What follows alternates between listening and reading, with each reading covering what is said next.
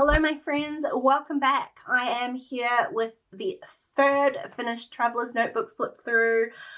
This was predominantly pages from March, but I will say I didn't finish this notebook in March. I had a bit of a catch up. I hate using that term though, in April. So I did finish the notebook in April, not March, but then I finished another whole notebook in April as well. It must have been an incredibly creative month for me. So I'm going to dive right in here. This was a page that I just wanted to do with a bit of a stash kit I had.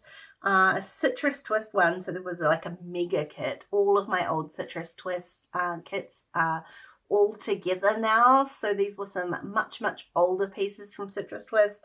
And I really just had fun kind of creating little embellishment clusters, and then when I wondered what I was going to do with them, I thought they would look perfect on a Traveler's Notebook spread, so that's what I did. I contrasted all of this bright color with a black and white photo.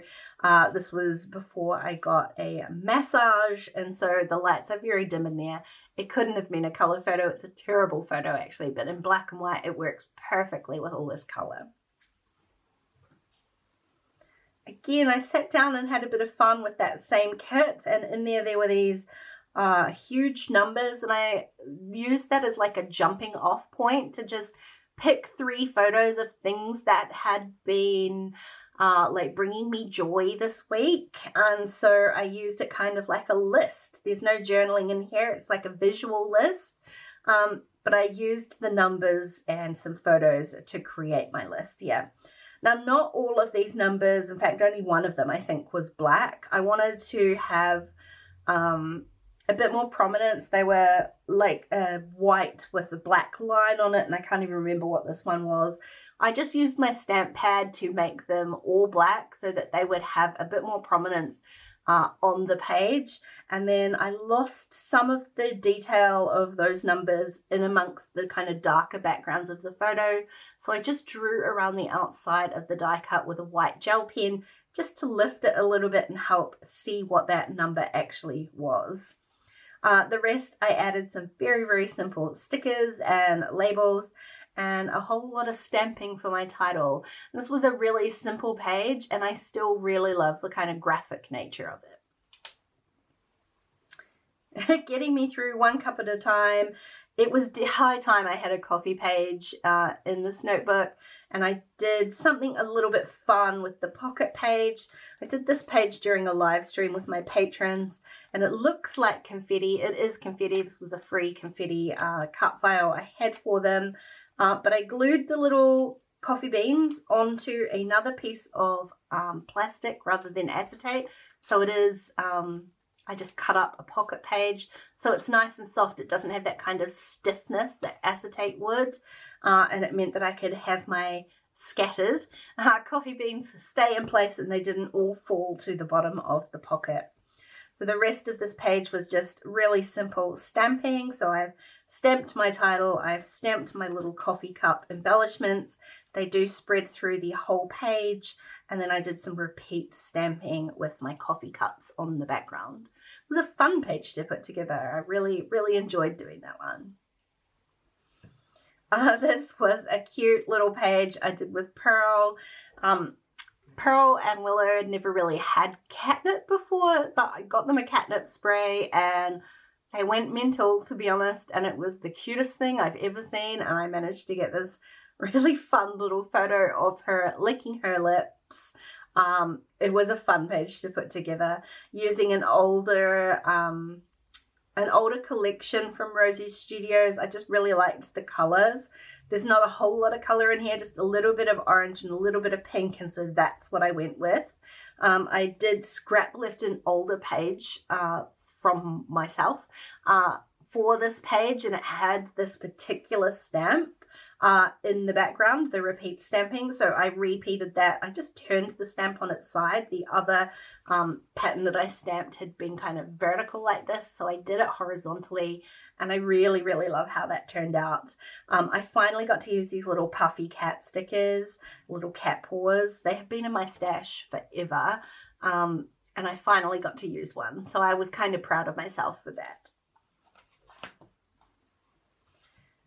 This was a page that I had just randomly put together one weekend.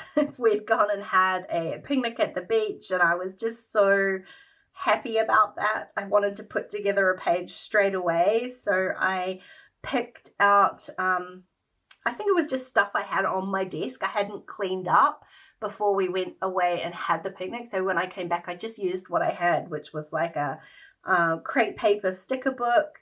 I think that's all I've used, is the crepe paper sticker book. I used a couple of stamps. The splatters are splatter stamps as well, and just one tiny little leftover piece of pattern paper to fill in the background. Super simple, but it got the job done, and I had it documented within 15 or 20 minutes. This was another page that I used a stash kit for, and I had, again, scrap lifted myself. I did this with my patrons. It came out super different from the original. It just didn't kind of go my way, or it didn't go with what I was kind of planning for it to be. Instead, I just kind of let that idea go and let it evolve into what it was going to become. And I really love this page. It's so sweet, these little photos of Pearl. I love the colors. I don't feel like I use blue a lot. And it worked really nicely, the kind of blue and the peach and the little pops of pink and purple in here. Again, just really simple with pattern paper, a sticker book, and a little bit of splatter stamping, just because sometimes I can't trust myself to splatter the real thing. This was a more recent page that I have done for Rosie Studios with the new collection Golden Afternoon, which honestly might be one of my favorite collections ever. That's a big call. But basically I made this page and then haven't stopped using this collection at all. This was another page that I really wanted to kind of create that more like kind of junk journal style. I just really wanted to layer something. So I had these, had this pocket page, and the clear stickers, the floral clear stickers, are one of my favorite parts in the collection.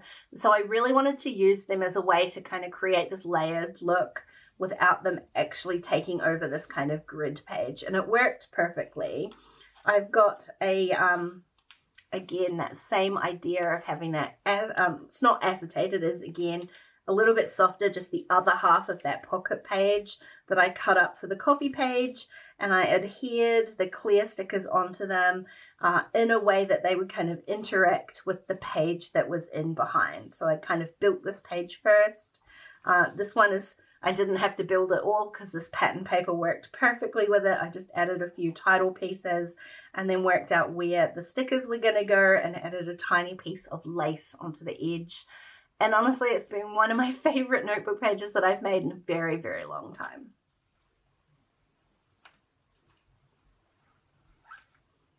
This was a page that Rosie Studios had asked us, part of their design team, to send a little video of us with one of our Rosie Studios projects.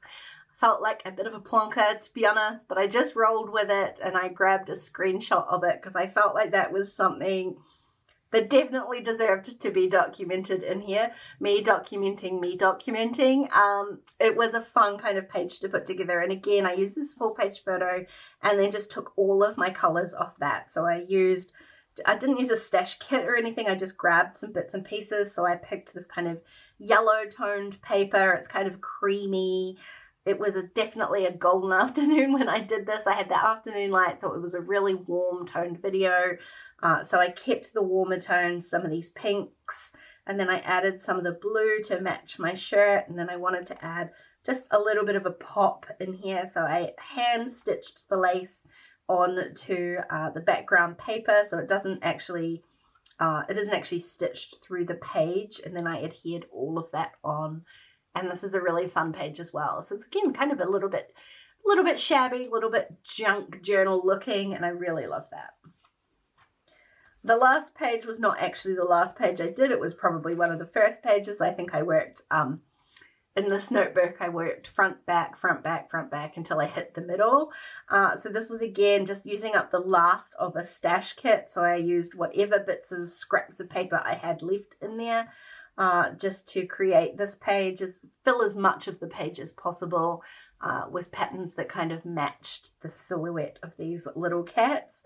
Super curious. There is, I mean, you can barely see it in the photo, but there's a little cat that lives across the street from us who is often just sitting in his driveway. I'm not sure if he can see these cats inside, but it's like they have a stare-off competition, and it was very cute. And that's it. That's the last page in the last notebook. I hope you have enjoyed the flip through. Thank you so much for watching, and I will see you again very soon. Bye.